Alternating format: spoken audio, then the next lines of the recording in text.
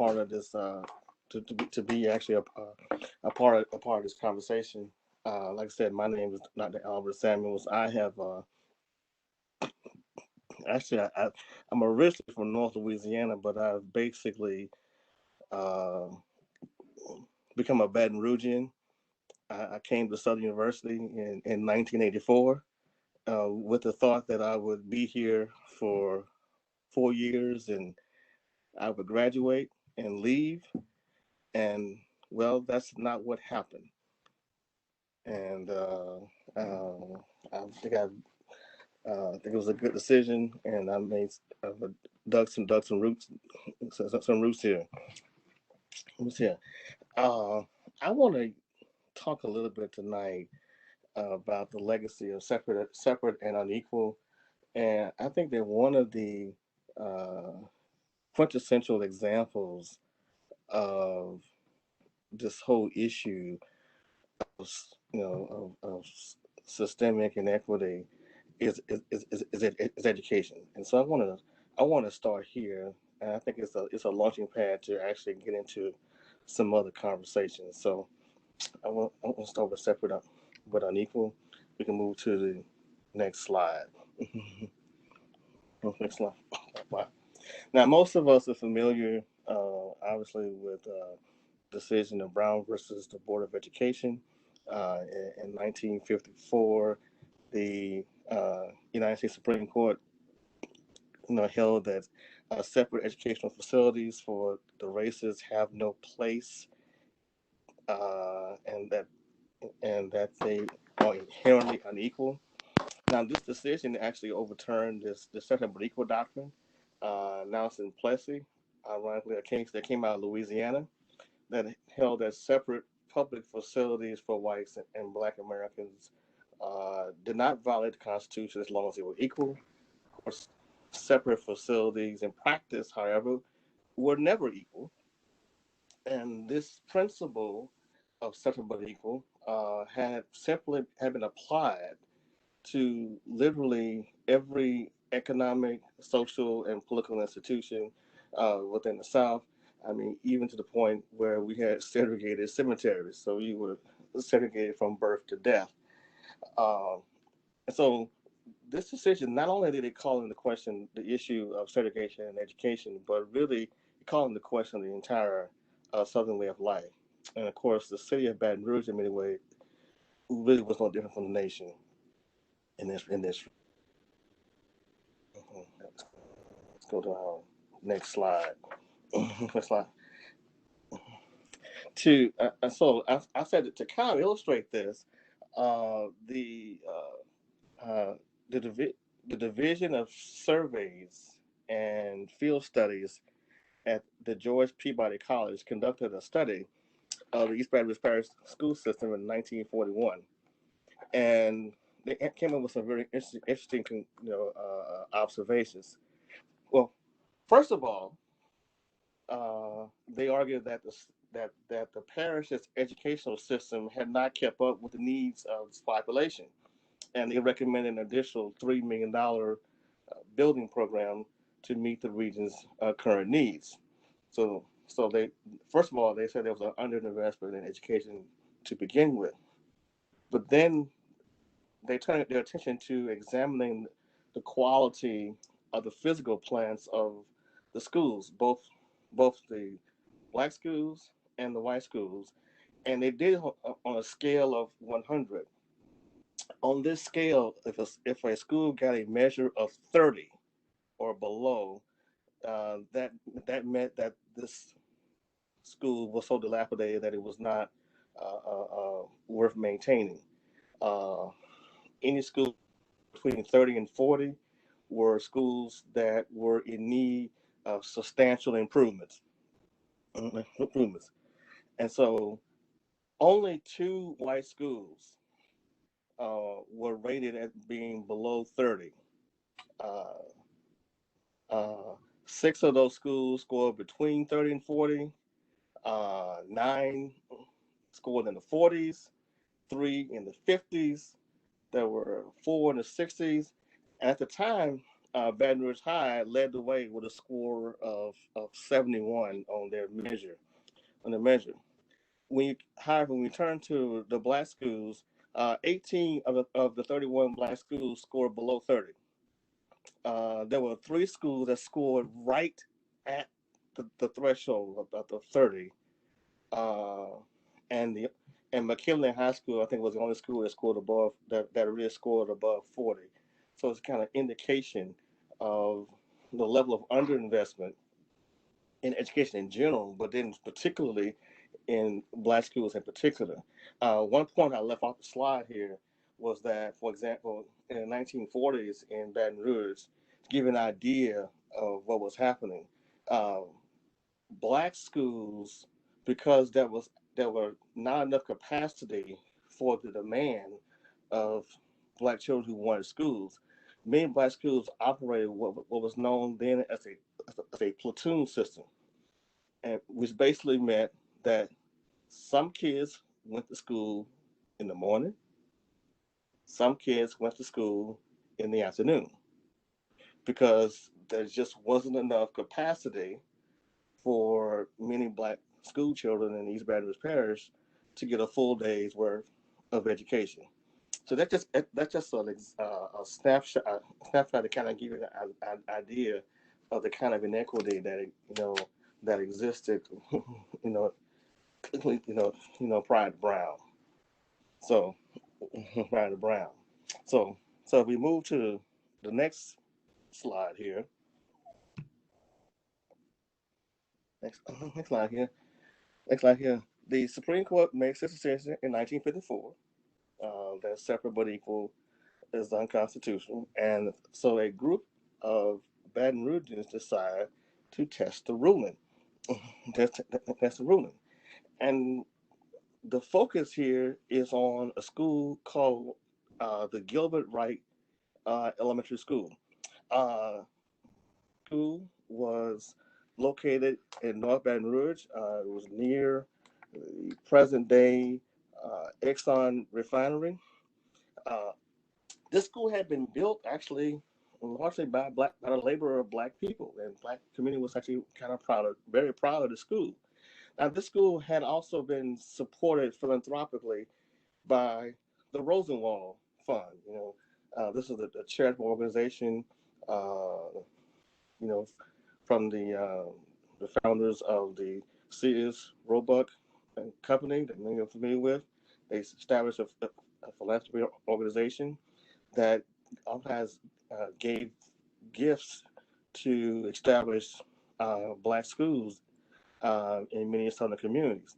Now, many southern communities at the time, of course, weren't too keen about outsiders in particular supporting black education in their communities. And so oftentimes, in, in order for them to acquiesce to this and to allow these schools to be created, uh, oftentimes what the school board was insisted upon is that they actually would possess the title of the deed to the school. So even though uh, it was technically a private school because it had not been created by state dollars, like state dollars, technically the school board held the deed to the school.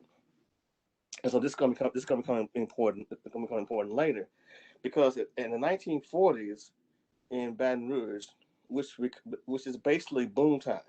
Uh, East Baton Rouge Parish in the 1940s experienced sort of exponential growth, in part because of because of World War II, which dramatically in, expands the economy. The city of Baton Rouge in this time period basically triples in population, and so there's an increased demand on education in the city in general. And so one of the ways in which the East Baton Rouge School Board decided to meet this demand was that they essentially took Gilbert Wright Elementary, a school that had been all black, they took it from the black community and made it an all white school, and they just simply displaced the black students who previously had attended that school.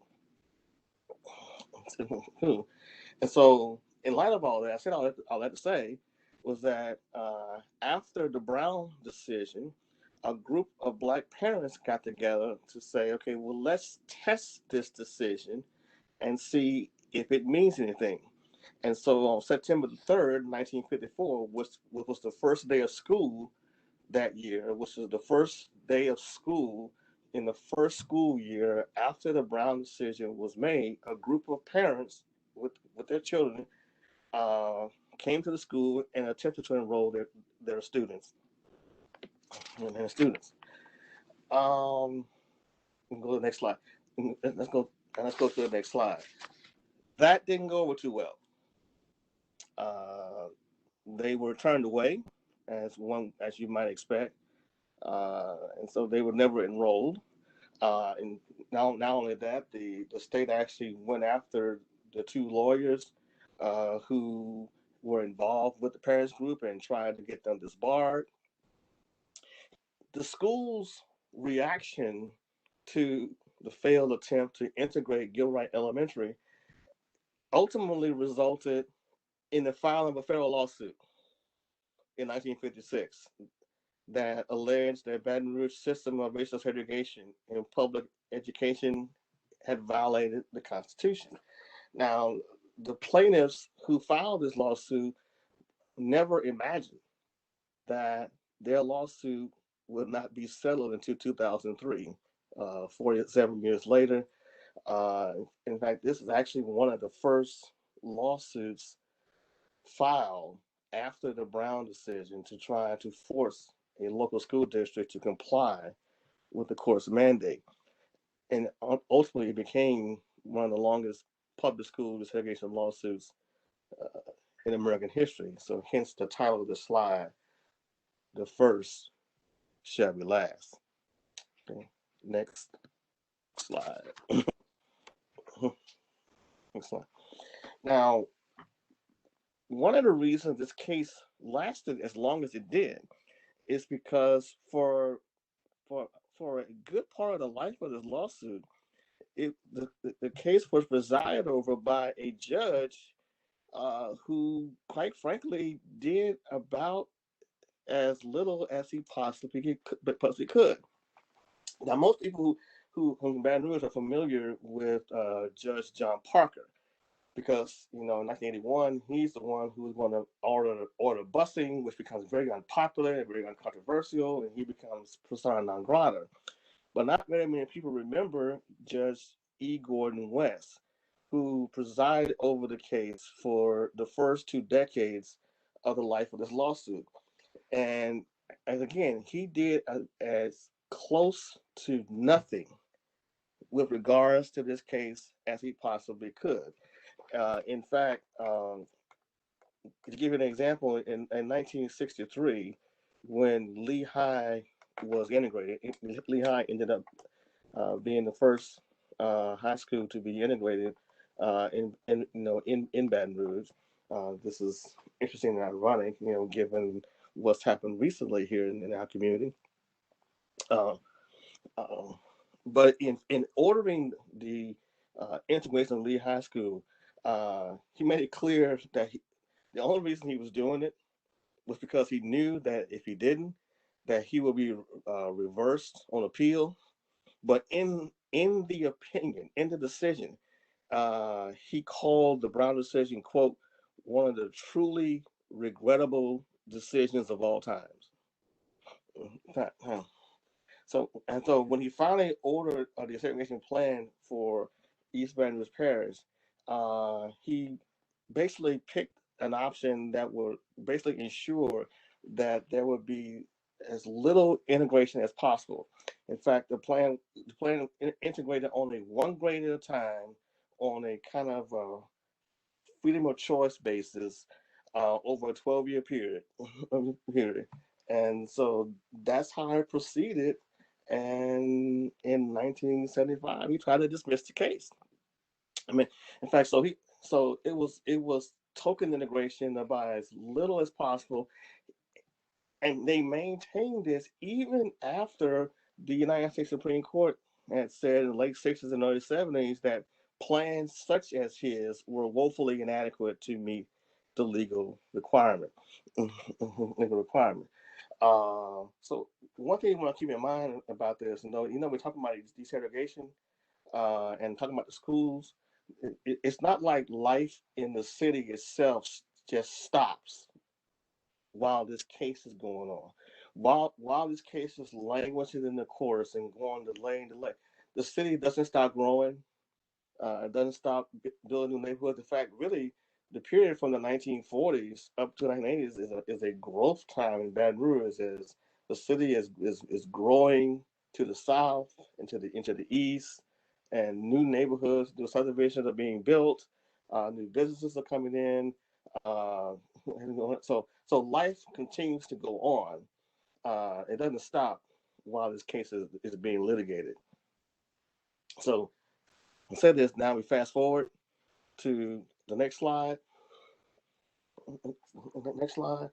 Till we finally get a busing order, and this is 1981. By this time, John Parker is the new judge. He is appointed by President Carter.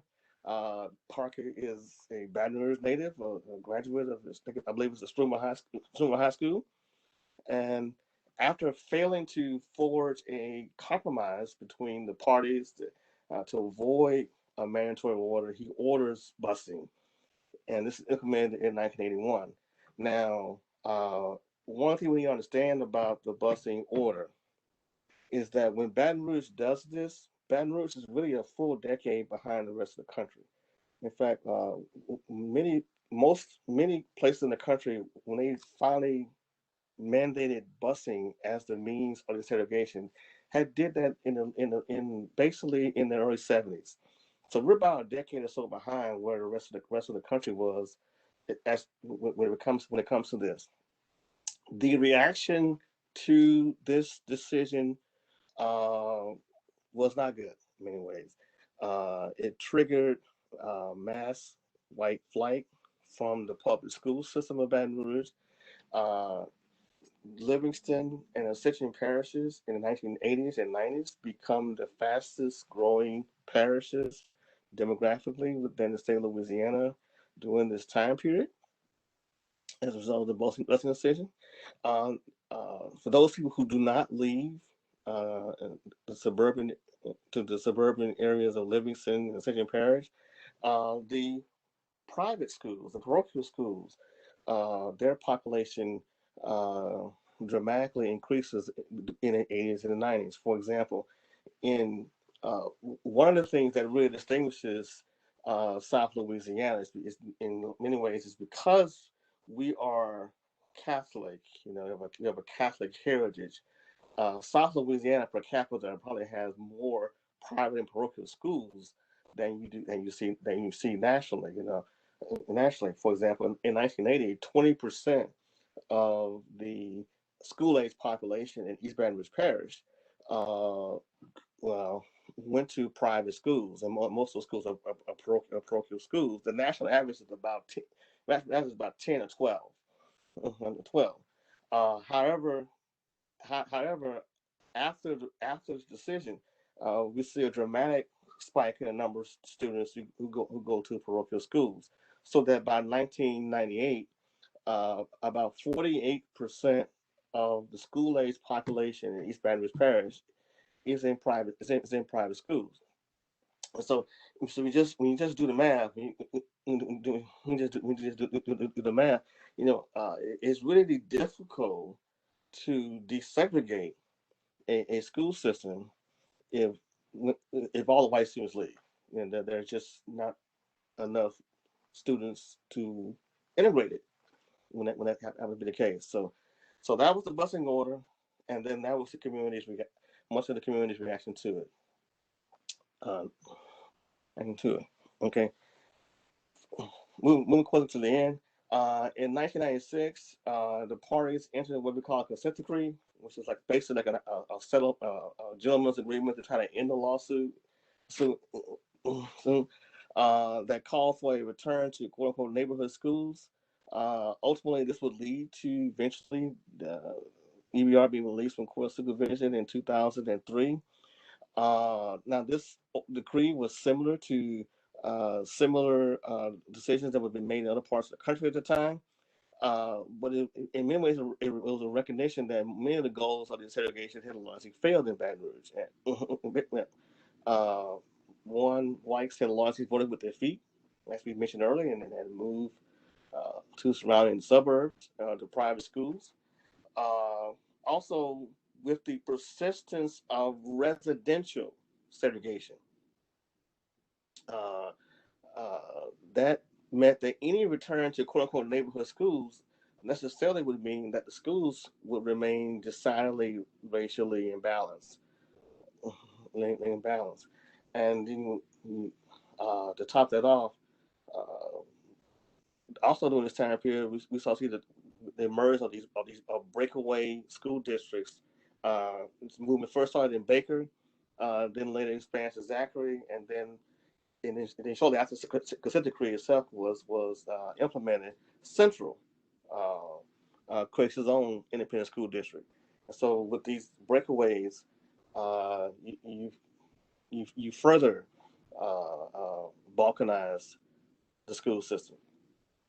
So so next slide here. So okay, and then along comes St. George. I mean, the movement to incorporate the city of St. George uh, initially involves from two failed attempts to create a separate school district in the southeastern part of the parish in the 2011-2012 legislative sessions. Um, so having failed to create a school district, they draw the conclusion that we must first be a city, and then once we able to do that, then we can pursue create an independent school district. Shortly after this movement began, the Baton Rouge Area Chamber commissioned a study, uh, and the studies showed that should the proposed city of St. George at the time become a reality, that it would basically result in a $53 million drop annual revenue in city parish revenues. Of course, the opponents of the St. George breakaway dispute that figure. Uh, One of the also noteworthy things about this proposed breakaway city will be the gap in terms of income between the two cities. Per capita income in the proposed city of St. George at the time was 88,000, and the population was over 70% white. While the city of Baton Rouge per capita income was 58,000 a year, and say it's about 55% black. So you got about $30,000 at least per capita income difference. so so it's a significant. So it just generate a lot of national publicity, headlines about wealthy whites wanting to separate from poor blacks.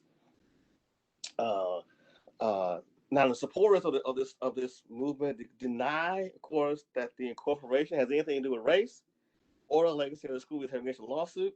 They just simply say we just want to capture our tax dollars and have more local control over those, and to provide better educational options for our students than what EBR schools are providing. Uh, After initially they slightly failed to get on the ballot, they came back with it. The incorporation vote did succeed last year. However, it's tied up litigation, and so its future is uncertain. And hold on. Now let me hurry and conclude. One more slide. One more slide. Now I want to start. The St. George issue, in my ways, is a quintessential example of why difficult but necessary conversations about race are needed. Uh, because if you listen to the protests from the people who support the St. George, the movement, uh, it, it is a textbook example of the tendency of many people, mostly white America, quite frankly, to when we talk about race, to reduce the definition of racism to to just simply, it's simply a matter of individual prejudice or malice. And that's all it is. And that, in other words, there's no systemic or institutional nature to racism. That is simply a matter of individual prejudice or malice. Malice. It is simply the malevolent activity of evil people. So good people, by its definition, could not possibly be racist. So therefore, if there are any inequities that exist today, then it is primarily the fault of black people, who just simply haven't done enough to get ahead. If racism is just simply a matter of individual prejudice. So, now the problem with this assumption is that it assumes that policies that were put in place in the past have nothing to do with the present. It's like saying I didn't own any slaves, or I didn't participate in Jim Crow, therefore I'm not responsible. So so the point is that even if current generations of whites did not create the policies or structures that propagated white supremacy, they have benefit from them, from them. And since these structures were created deliberately, okay, um, then we will have to dismantle them intentionally. Uh, in other words, they will not go away on their own. So, and that's the thought I want to lead this with, and then I'm trying to open up for discussion. Uh, there are structures. This issue of racism is not just in individual or episodic. It is institutional, as also an structural. Therefore, just as it, but these things were created on purpose, deliberately. So then they are not going to go away just because we wish they would. And I'm going to stop here.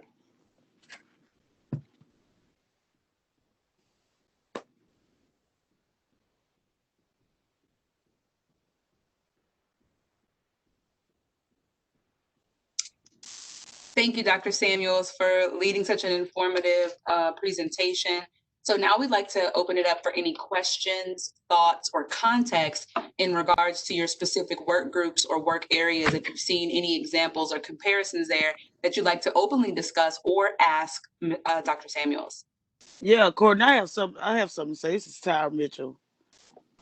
Can y'all see me? Yes, ma'am, we can. Okay, how you doing, Dr. Samuels? My doing? name is Tyra Mitchell, and I am the SGA president for Baton Rouge Community College. And I like the fact that you hit on you introduced and presented the cases, some cases with the Brown versus Board of Education, because we have to watch a video, documentary Troubled Waters, and I seen like a lot of significance with the educational system before segregation and still now. And for example, I was saying how certain institutions are set up, like universities are set up for Black people or minorities to not have access to them because of the high tuitions. And that's another form of me and their way of not wanting to let us in. And that is still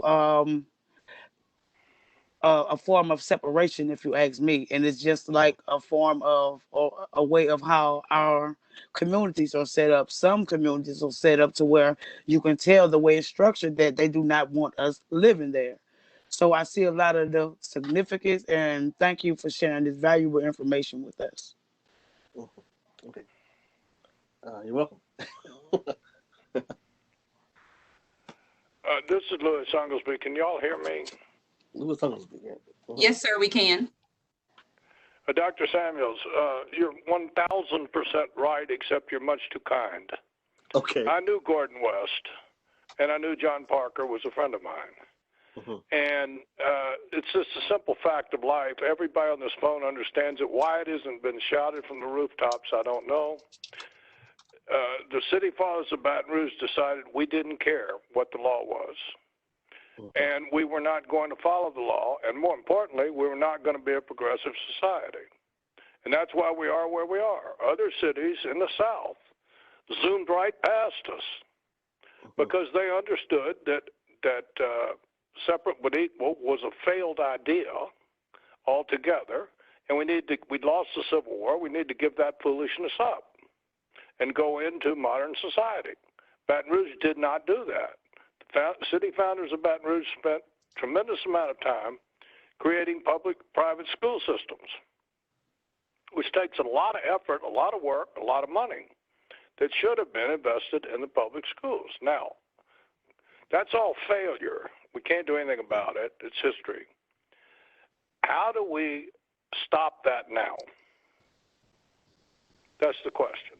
Because Baton Rouge is either going to be a really great city 20 years from now, or it's going to be a poor city because the rest of the world is going to keep moving. And that's going to be determined by how much understanding, kindness, and most importantly, opportunity and education we grant for each other. That's a very good question, Mr. Unglesby. Dr. Samuels, if you have any comments there, that would be great. But I would also welcome committee members to also share your thoughts around Mr. Unglesby's question as well. And then after that, we're going to go to Jahi, who did say that he had a question in the comments. So Jahi, please prepare to go next after folks answer that question. Any thoughts there?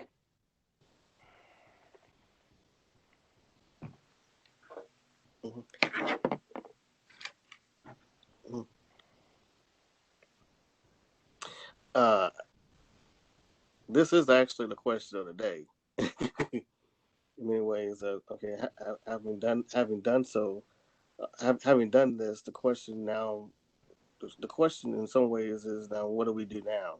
What do we do now? And it seems to me that it seems to me that part of what has to happen, is there needs to be a recognition. What we need is a recognition that what we've done to this point hasn't worked, and we need to really be honest about what we've done to this point. Really, in many ways, really hasn't worked. We have wasted. I think we need to first of all we need to tell the truth about what's happened to us. We have, in many ways, Baton Rouge is really. Louis Unglesby right. There were many cities in the South in the 1940s, 50s, 60s that were in similar positions that we were in. Cities like Austin, cities like Charlotte, what have you, were relatively similar cities in profile to Baton Rouge in the 1940s and 50s. And had we made different decisions as communities, we would be in very different places. Now, I do want to slightly differ to some degree here. Some of these other places, it's not that they still didn't have racism in Charlotte, and racism in Austin, and racism in Dallas, and some of these other places. But it seems to me that one of the things that Baton Rouge didn't do or has not learned, some of these other places learned how to be, I call this progressively racist. In other words, they were able to at least create the public image that they were progressive cities, even though they had some stuff going on. Unfortunately, here Baton Rouge made a different decision. We have decided that in some cases that if something is going to benefit Black people, even if it's going to benefit white people, even if it's going to benefit white people more, it seems to me in Baton Rouge, we have decided that we would rather not have it. So, for example, we we allowed the public schools to, we disinvested in the public schools. We went 3 full decades without approving any new bond measure for school construction in Baton Rouge from the late 60s up until the late 90s. We just literally let the schools fall down. If you could imagine allowing your house for 30 years to never be fixed up, you can imagine what condition it would be in. Well, that's what we did through our schools. So I think we got to really tell the truth about what we've done, and then I think there's also there got to be some shared responsibility. We can't we can't ask the schools to solve it by themselves.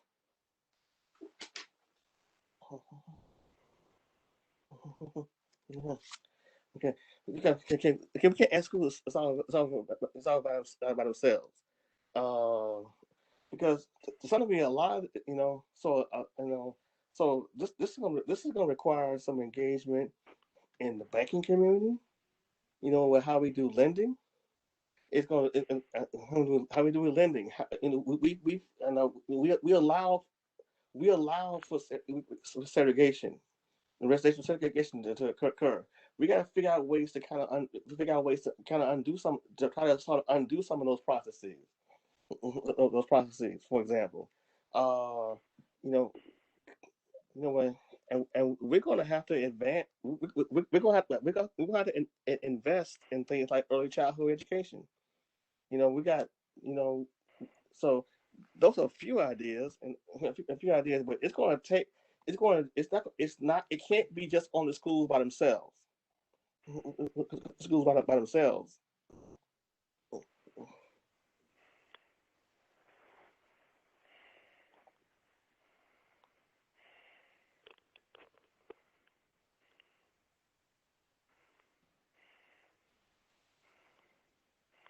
So after Jahi's question, we will ask you to answer that one. Jahi? More of a reflection, very quick. I'm going to make a quick comment and reflection more than a question. Sure. I just wanted to thank Dr. Samuels for this presentation, because when I was first kind of previewing the idea of focusing on education, I was slightly skeptical because I'm always nervous when we focus on one specific dimension of racism. But when this particular presentation was done, I just thought of how much education intersects with so many other parts of our lives. Because without education, education helps us to see the world, it helps us to understand ourselves, it helps us to give opportunities, and it also is about connections. So if an education system is divided, that means that the people who are navigating the education system will not have equal opportunities to understanding themselves, to being enlightened, or to being able to get good careers, start families, and to just do the best that they can in life. And just seeing the generational kind of overview of segregation in education in this city was very chilling for me, because many members of my family have witnessed these different generational changes in education. My grandmother was born the year after the Brown v. Board decision. My mother, who was in Generation X, benefited from busing, in the sense that she was one of those little kids who lived in North Baton Rouge but was being bused to South Boulevard. I was someone who, of the 2000s, benefited from being able to go to McKinley High in the gifted program and go to these different schools. But even in a diverse, multicultural school environment in the new EBR schools, I witnessed how different McKinley High and our environment was to Catholic High and to Baton Rouge High, and how every school almost was a reflection of the division and silos in this community. And so when I'm thinking about education and segregation and the long-standing legacy of that, I'm thinking of not only how well educational divides represent our community divides, but perhaps it also answers the question that a gentleman posed a little while ago of how Baton Rouge is kind of stuck in the past while everywhere else in the South is moving forward. Because we are so caught up in our divisions and our silos and our own little worlds and kind of ways of thinking and doing and feeling, whereas every community has a vision and segregation, but at least they have created a sense of pretense around coming together, whereas we have not. And I do feel as though understanding the impact of education, segregation, and division will help us to understand the division that exists within our community.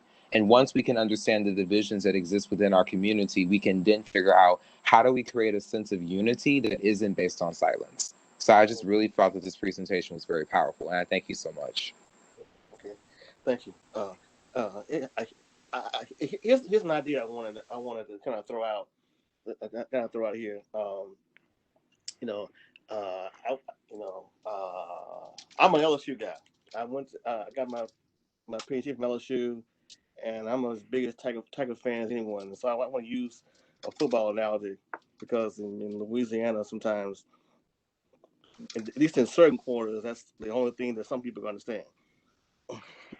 Understand. When I was in graduate school at LSU, in fact, my first year in graduate school was in 1992. Was literally the lowest point in the history of LSU football. Some of you have been around for a while. LSU went 2-9 a year under Curly Hallman. It was pretty bad. It wasn't much better the next year. We lost to Florida 58-3, the worst defeat in the history of Tiger Stadium. And I can say this, LSU, I kind of thought, even then, even though I was an LSU fan, I kind of thought we were some of the most arrogant losers the world ever seen at the time, because we imagined that we were a great program, even though we didn't have a record to show it. We imagined that Tiger Stadium was one of the toughest places to play, because even though we didn't have a record to show it. We were still living in the past from 1958, that championship team and Billy Cannon's 89-yard punt return against Ole Miss. We still imagined that we were this great team. But a funny thing happened about the mid 90s, because a group of LSU boosters got together and they formed this group called the Tiger Athletic Foundation.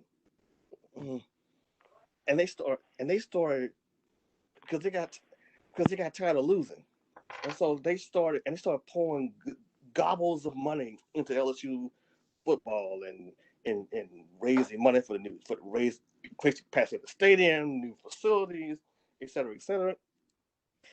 They then looked around the SEC and they saw looking at what the Alabamas and the Floridas were doing, and they said, well, if we're going to compete with the Alabamas and the Floridas in the world, we need to start doing some of the things that they're doing. So they began to gradually raise ticket prices, for example, and then a few years later, after Jerry DiNardo had 2 4-7 seasons in a row, they got rid of him and paid a coach 3 times what he was making.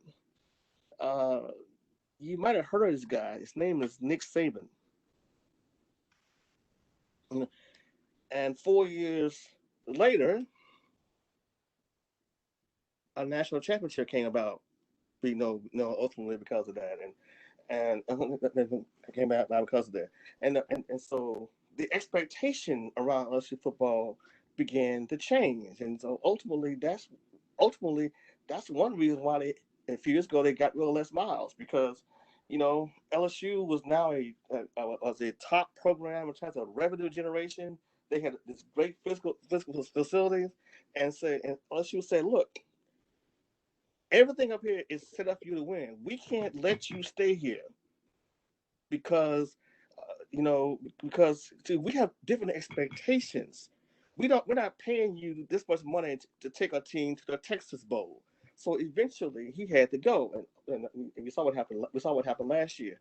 But my point, I said I would say, all of that happened because at a certain point, people decided that they were tired of losing.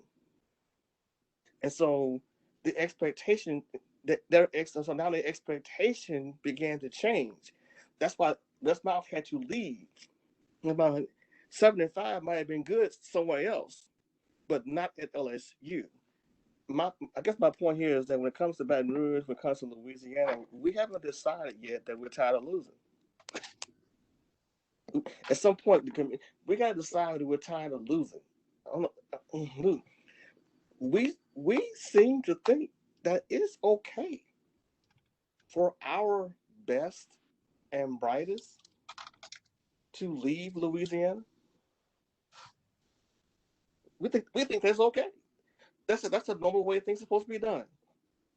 We think we're supposed to be 49. We seem like we're content with being 48, 49, in measures of things that are good and everything, and first, second, and third, and things that are bad. We sort of, and so at some point we're going to decide that we're tired of losing, and then we're going to and do what and you say, well, if we're going to win, we need to look around and see what people who are beating us are doing. Let's copy that. Let's do those things, and let's not do the things that we're doing. And so, I think I just use that as an analogy to think about what we may want to think about as a community. We got to decide we're tired of losing. Thank you for that perspective, Dr. Samuels. We have a few people that have signed up to have a question. So Tiffany, we're going to allow you to go, then Patrick, and then John Lewis, you will go next as well. Okay. So I just wanted to also say thank you because you just explained very clearly basically my entire childhood education experience.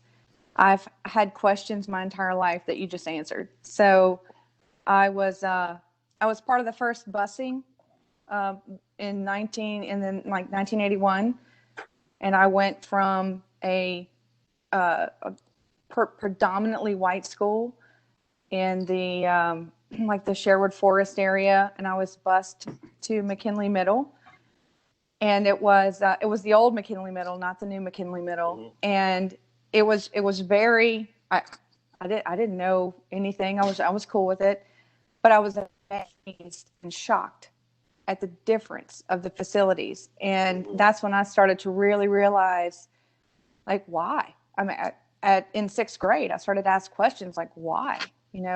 Why is this so different? And that's when I started.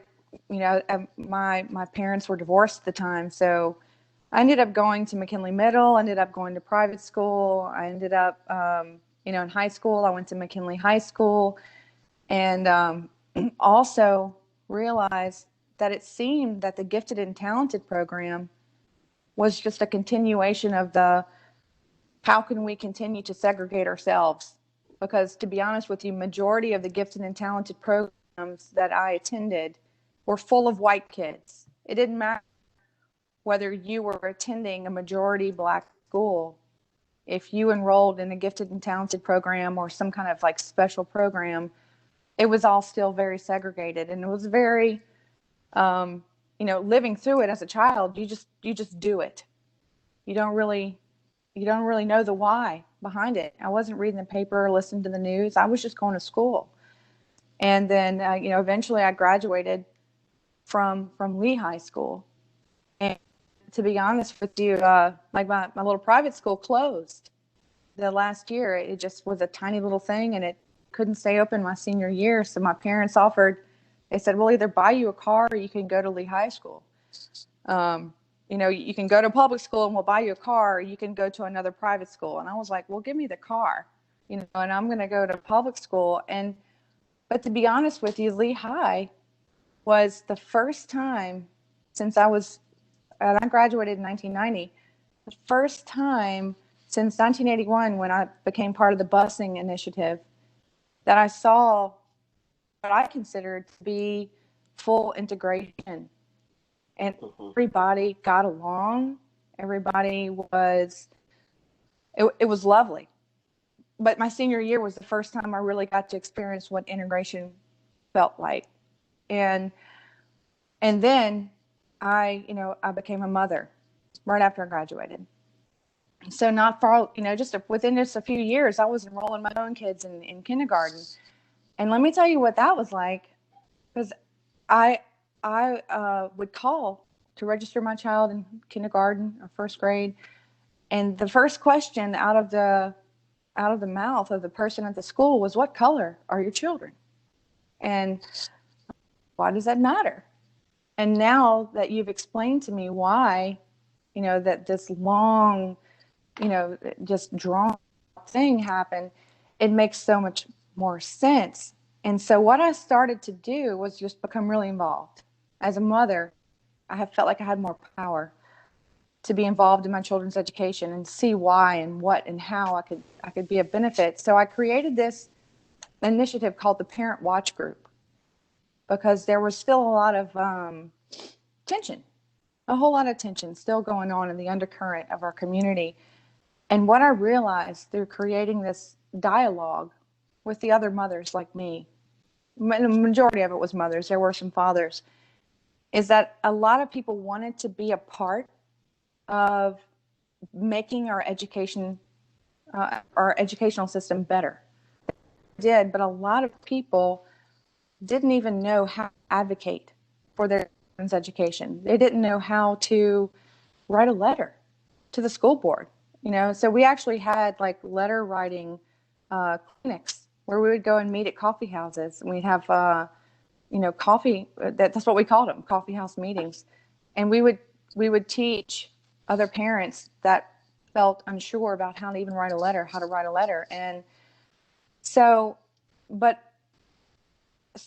of the things that really struck me, though, and now that you're bringing up this conversation, is that I remember what it was like prior to busing to be able to walk to school. We lived in our neighborhood, and you just walked a few blocks away to school. It was great. And then I remember after I was, bused to like McKinley High School, and I would, my mother moved right around LSU, and so I would walk home. And there's a lot of differences in some of the neighborhood communities as well. Like if the school was suffering with not being fully funded or not being maintained properly, there was oftentimes, I witnessed this growing up, there was also similar issues within the neighborhood communities. And so how can we go beyond the school? Not just focus on the school, which absolutely needs to happen, but ripple that out even further. How do we make like a wider swath of improvements and support, and just make the communities that support that school good? That is what I think would be very no matter what. No matter, like today, it really doesn't matter like what color you are, what neighborhood you live in. That seems to be somewhat changing organically. But the school is the heart of a neighborhood. Absolutely. Thanks, Tiffany. That's really good. Thank you so much. So, Patrick? Can y'all hear me? Yes. So I want to first thank you, Dr. Samuels, for speaking. Everything you said and everything everyone else said has been spot on. So in thinking about this, I've thought a lot about, my dad is actually from Shreveport, so from North Louisiana too. And Blanchard, Louisiana, you probably don't know where that is, but. Yes, I do. Okay, that's Yes, good. That's a good and see. And my mom is from Bayou Vista, Louisiana. So both my parents grew up and went to public school, and then I went to Louisiana Tech for 3 years. And just to start off, one of the things I first noticed was that in Shreveport has its issues with racism and segregation, but in Shreveport, one of the things is you have 3 kind of magnet schools. Like they have more educational options and less people go to private school. For whatever reason, they just do. And so it's interesting seeing that and comparing that to like our city and another Louisiana city, where most of the people I went to school with, whether they were rich or poor, black or white, and not to say they were 100% that had to be what Shreveport looks like, but they mostly went to private schools or public schools.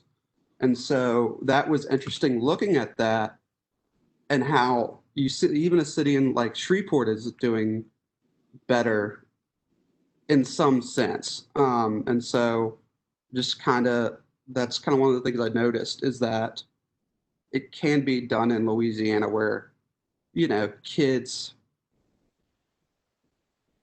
have neighborhood school options, but we're also giving them like Caddo Magnet is more of a science school. So if you want to do sciences, you can go more to Caddo Magnet, and Berg's a little when there's Shreveport and different schools. And then I grew up and went to Catholic high, and I'm very grateful that my parents were able to provide that for us. But one of the things that I've always struggled with it seems like the Catholic schools, despite being aren't very good at bringing in diversity or helping kids who are maybe struggling but would really benefit from that experience access those opportunities. And so to me, it's always been like, well, if we're called to help those who are struggling, shouldn't we put more of an emphasis on students who maybe don't have the resources? And then I also so I had two questions.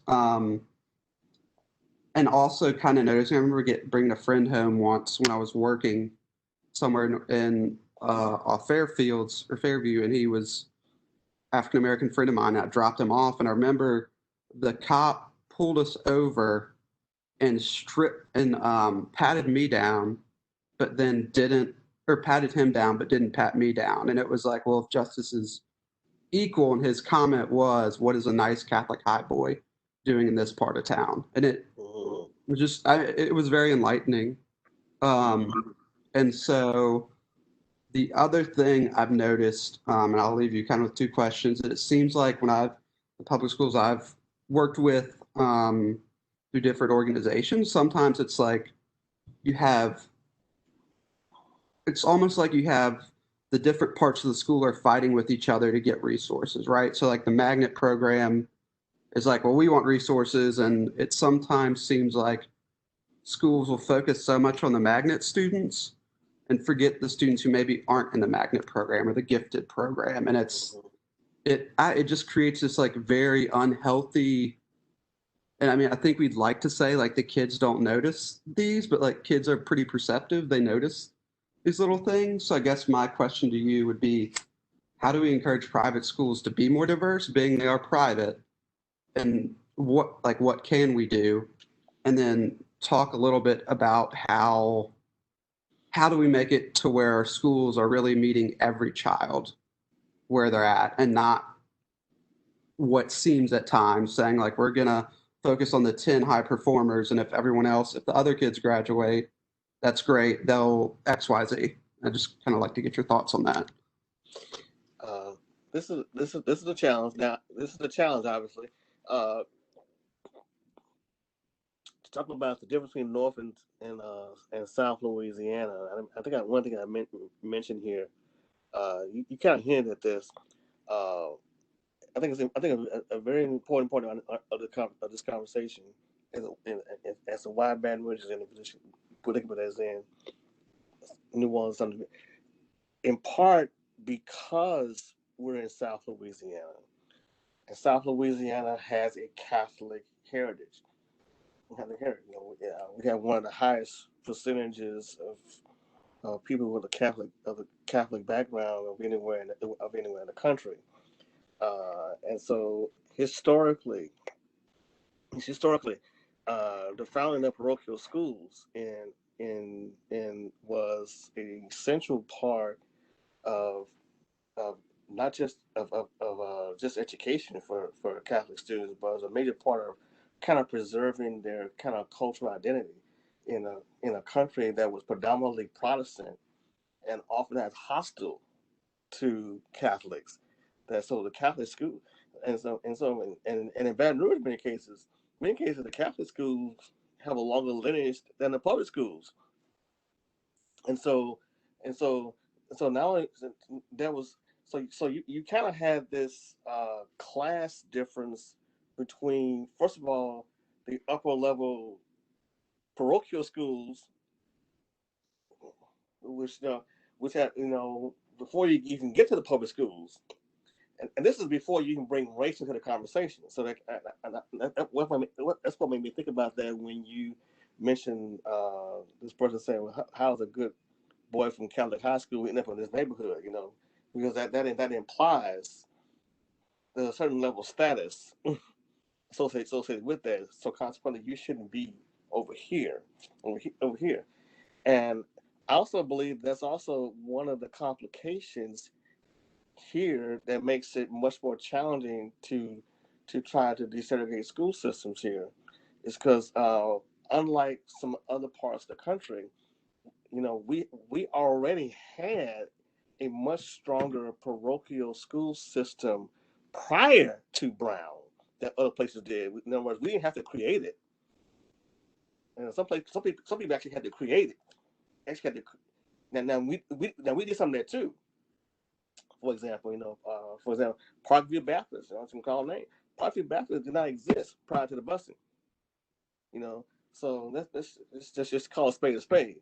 But the point is that so in a sense that has given more options. So I think another part of this conversation, and part of this conversation, is that some of our communities of faith, children of faith, also need to deal with their contribution to this problem, to this problem, because one of the tragedies of the struggle to desegregate schools is that oftentimes the religious schools, the so-called Christian schools, sometimes in cases, sometimes they were actually worse than the secular schools.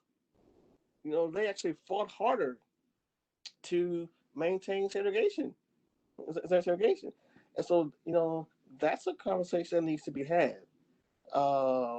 We had, that, and in some ways, because we have so much parochial education, it actually undermines support for the notion of public education in East Spanish Parish.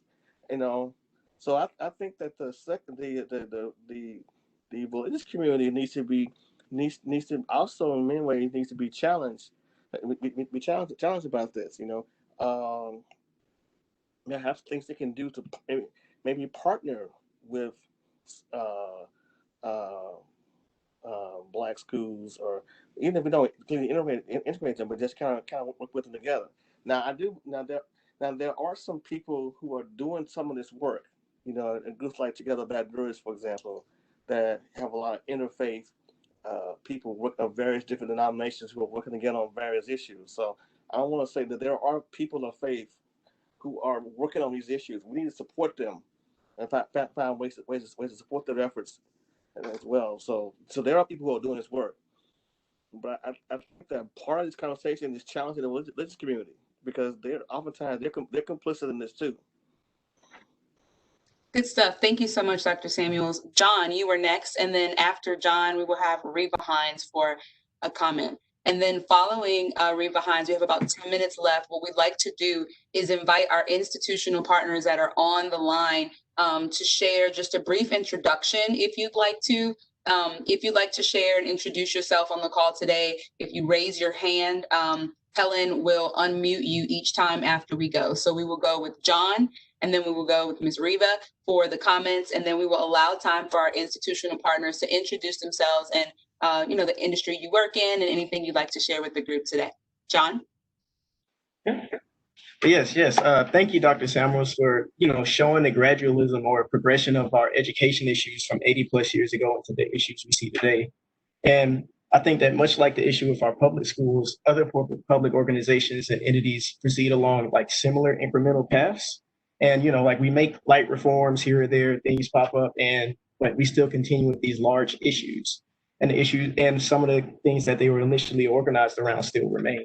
So it kind of seems like we're stuck, but I just think that our policies may have like a type of value gap.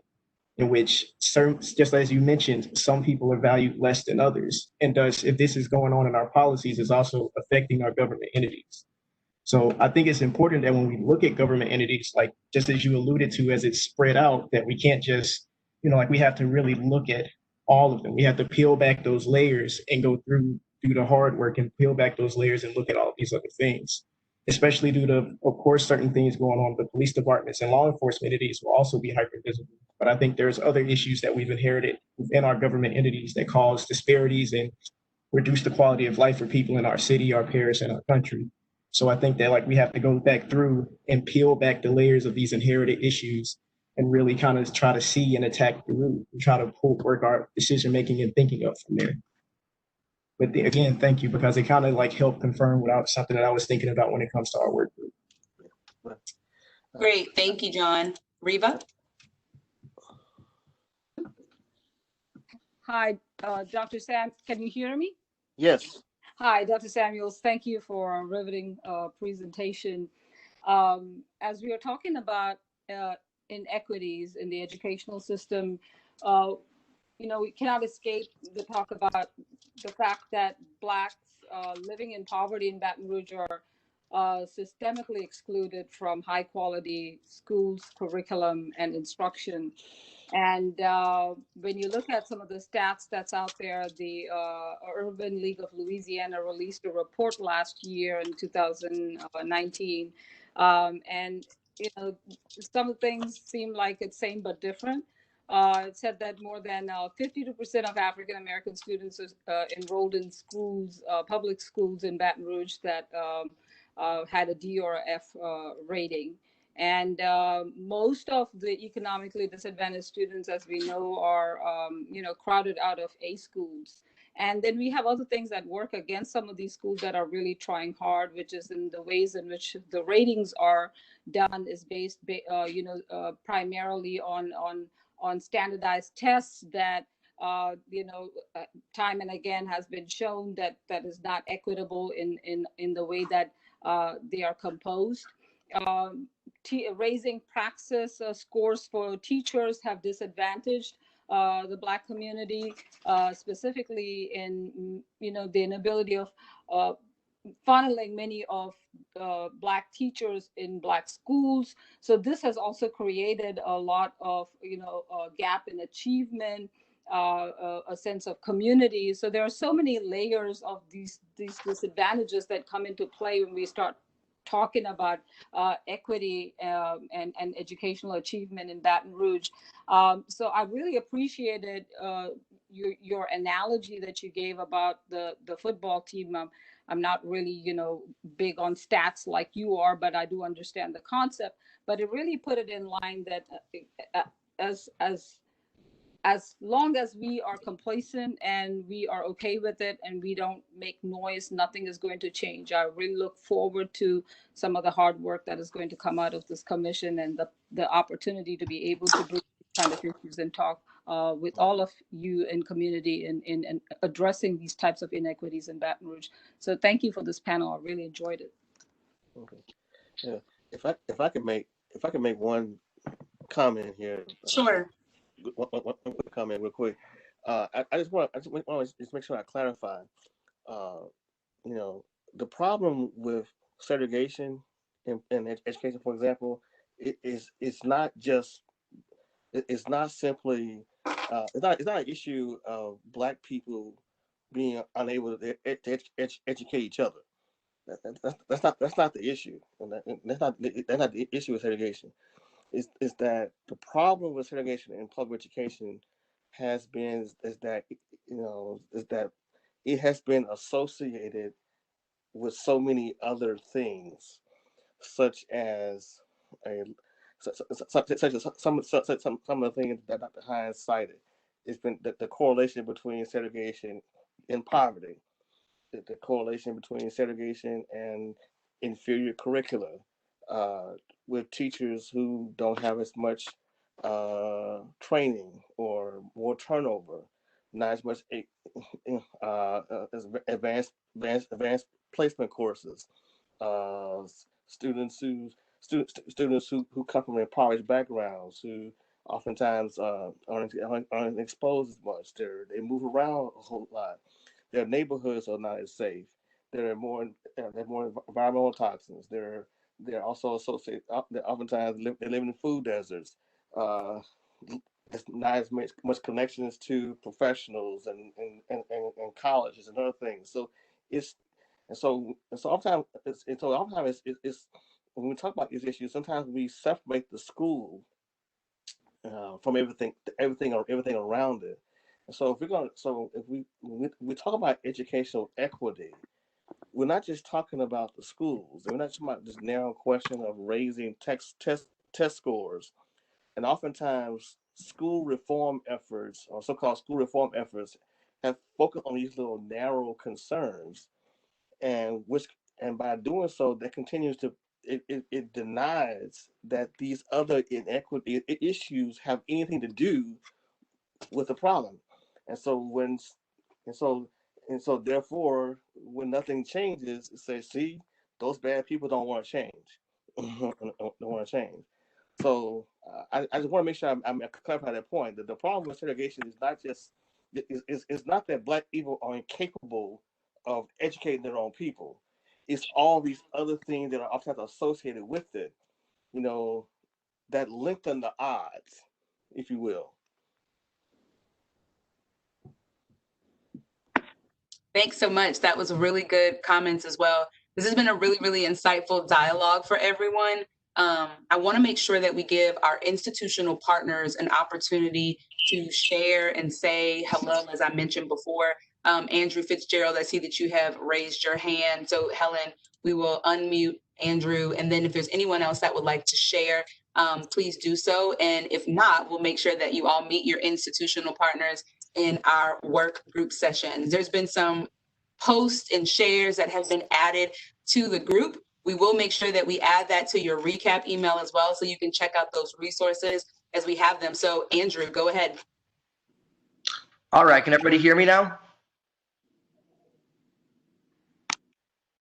Yes, we can hear you. Oh, great, perfect. Yeah, my name is Andrew Fitzgerald. I'm with the Baton Rouge Area Chamber. I run the research department over there, so I stretch between the public policy work as well as the economic development work. So both kind of working on things like workforce issues, workforce development, as well as recruiting companies to the region and specific areas. So I'm happy to contribute, and I'm happy to help support whatever decisions, whatever initiatives this committee decides to pursue. If you have any questions, let me know. Awesome. Thank you, Andrew. Jerry, we're unmuting you next. Good evening. My name is Jerry Jones. I'm the Executive Director for Baton Rouge North Economic Development District, also known as Impact North Baton Rouge. I want to say that it has been a great afternoon, great evening listening to the dialogue and to hear Dr. Samuels on December the 10th will be the 10th year that I've been out of his class. So you all have returned me back to a course with Dr. Samuels 10 years later.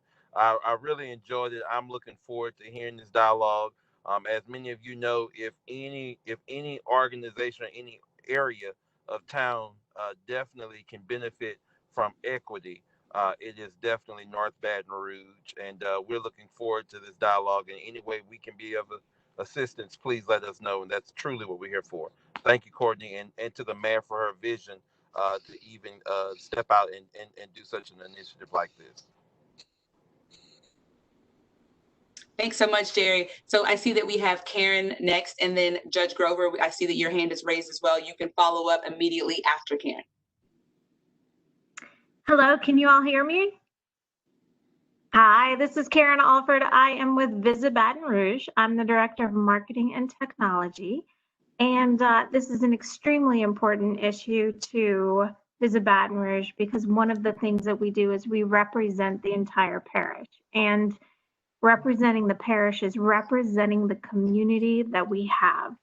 And that is all of us who live here. And of course, we want to continue to improve the community in any way that we can, because if we know that local pride is definitely something that visitors do watch. and look at, and we know that this initiative will definitely help with that. So we're extremely proud to be a partner in this. I want to echo Jerry's comments. Thank you, Mayor Broom. Thank you, Courtney Scott. This is extremely important that this community have this platform and commission, and I look forward to working with you all. Good afternoon. This is Over Judge at Juvenile Court here in EBR, and thank you, Dr. Samuel, for just laying a foundation for this group to do work. Having a common understanding of the history is going to be important if the work is going to be successful, in my opinion. The court is very much interested in the equity work. In fact, we are creating educational mentors for our youth who are in the public school system. It is very alarming to look at the data and to examine truancy and discipline within our school system, and equity is very much at the core of what needs to be done or what needs to be addressed. And so I am very much looking forward to the outcomes that this group hopes to achieve.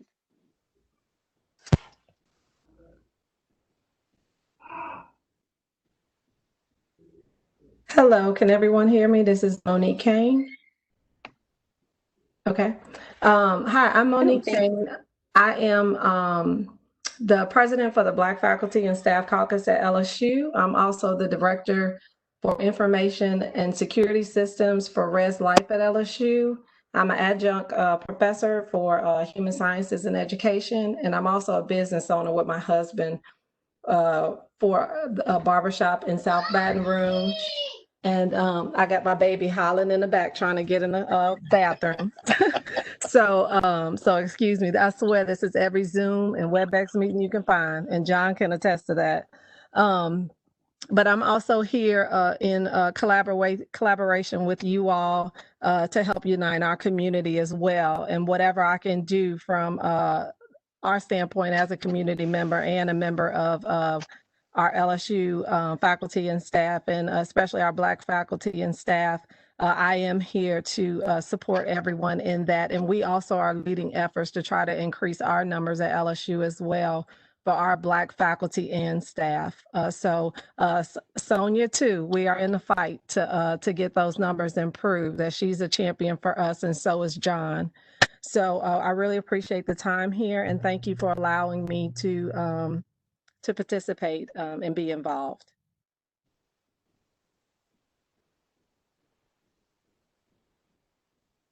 Great, thank you for that. We have one more comment from Reva Hines again, and then we'll be closing out after that. So Ms. Reva. Hi, this is Reva Hines. I didn't introduce myself. This is Reva Hines. I'm one of the institutional partners.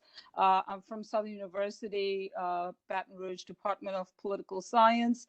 I'm glad to be here. Thank you, Mayor, first of all, for organizing something like this. It is so so appropriate and important to have something like this going. So thank you for doing this. Thank you for also allowing me the opportunity to be present. I'm looking forward to contribute and working in any way possible with all of you.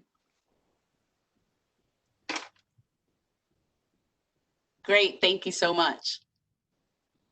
Well, thank you all so much for joining us and coming in today. There's some next steps that we have, which includes completing your asset maps for your next work group meeting.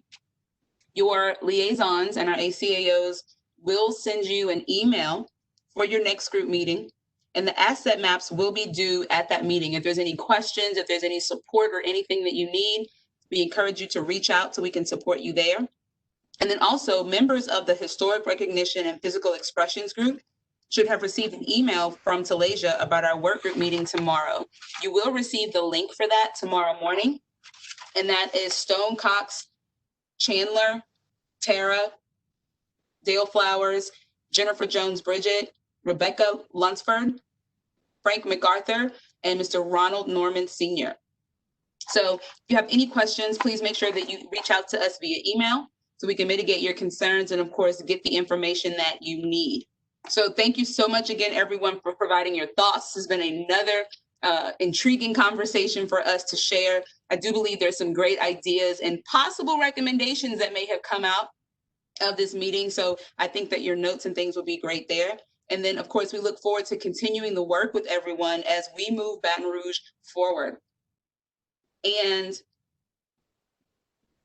we are completely done, everyone. So thank you so much. We'll look forward to seeing you again in 2 weeks, and of course, in our work group meetings over the course of that time.